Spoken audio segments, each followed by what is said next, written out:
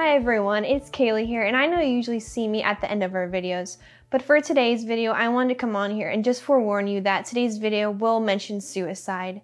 It is a beautiful message though, and a game changer. Thank you for watching. Hello friends, welcome back to the channel. As Kaylee said, today is kind of a tough topic. And I want to start today a little differently with a statistic.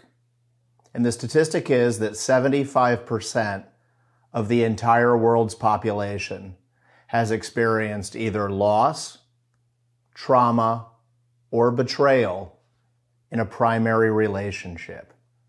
75% of the entire world's population has experienced loss, trauma, or betrayal in a primary relationship. And how this relates to you and I, almost 8 out of 10 people that we encounter have experienced trauma of some sort. I'm one of those people. And it robbed me of my happiness as a young child. As when I was a young child, an adult had abused me. I'm not going to go into details. You can use your imagination. And it badly robbed me of my happiness. And once my happiness had been robbed from me, I started trying to find it again. And I tried to find it in things that were external to me. And the one person that I knew to model was my father, who I assumed was happy. And I assumed his happiness was based upon the fact that he had a house, he had a car, and he had a wife. So my life became about going on this quest to get those things as soon as I possibly could. And it was this race that almost killed me. I became a very strong type A personality person, just trying to bulldoze my way back to my happiness. And at 22 years old, I had the wife with long blonde hair. I had the nice car. And I had the house. And I had the 2 dogs. My happiness should have been complete. Except I go back to the 75% trauma. I did not know how to be happy, and I did not have the tools to be happy or even close. And I always just kind of found myself very unhappy underneath the surface. My mother used to call it the blues, and she said, "You're probably going to have the blues for the rest of your life." And I really started thinking that I was defective, to tell you the truth. I thought, man, you know, there's people out there that have it way worse than me. Why can't I be happy? But I just seemingly couldn't do it. And it became very, very dark. It became very sad, became very withdrawn. And my wife, my then wife, she tried to figure me out, but a lot of repressed memories in my mind. And I did not want to pull them out, and she couldn't get them out. And in her quest to be happy, it involved leaving me and finding someone new. And now I was depressed. I was in this house that did nothing for me. She had taken the dogs. The car did nothing for me.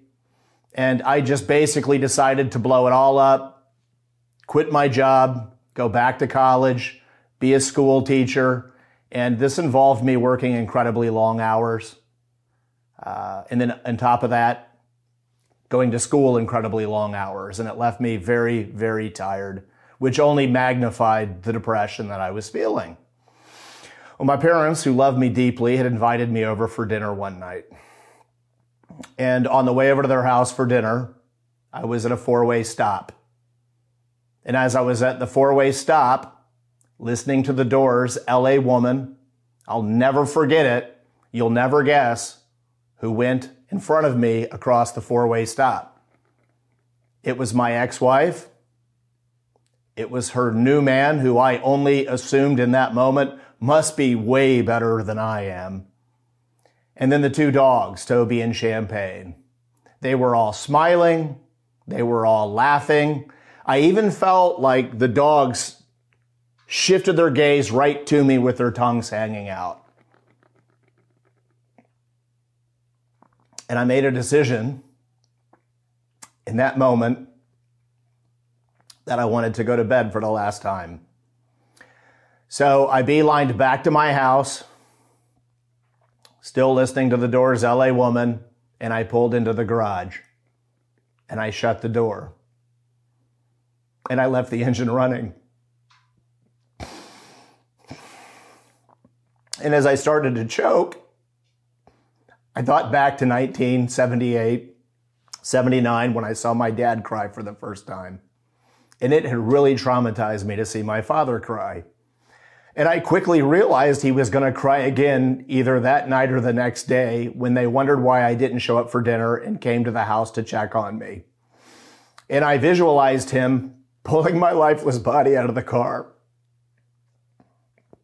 And it was in that moment that I knew I at least owed my dad a call to the emergency number that was on my Humana card. I knew I at least owed it to him. I just felt it inside. So I pulled out the card and I dialed up the number. Humana emergency, how may I help you? And I said, this is John Dunn. I'm in my car. I'm killing myself. I don't even know why I'm calling you, but I feel like I'm supposed to. And then the lady goes, suicide? Did you say suicide? This is my first day on the job. I don't know what to do. Now keep in mind, I maybe had 2 minutes left on this earth when she said what she said next. She asked to put me on hold. It's okay if you're laughing right now, because I can't think back to the moment without laughing myself.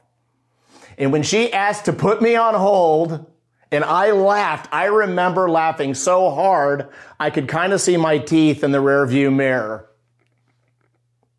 But something amazing happened in that moment. When I laughed and when I smiled, it wasn't anything I was trying to do. It was just something that was part of me. And when I knew I could be happy again, when I knew I was capable somehow of smiling again, I turned the car off and I opened the garage. Now, this wasn't 911 I called. So when I called the Humana emergency number, they called the next contact listed once I had hung up on her. Into the driveway comes my parents blazing. And I knew I could start crushing down the facade that had been my life and begin the path of starting to figure things out. But the lesson that I want to share with you today, I believe, is the most important choice you'll ever make. I realized that night that the happiness and the smile and the laugh had come from within me. That it had come from within me, that in some sense, it was an inside job. That happiness was an inside job. That there was no path to happiness, but that I had to figure out a way to wake up every day, no matter what was going on.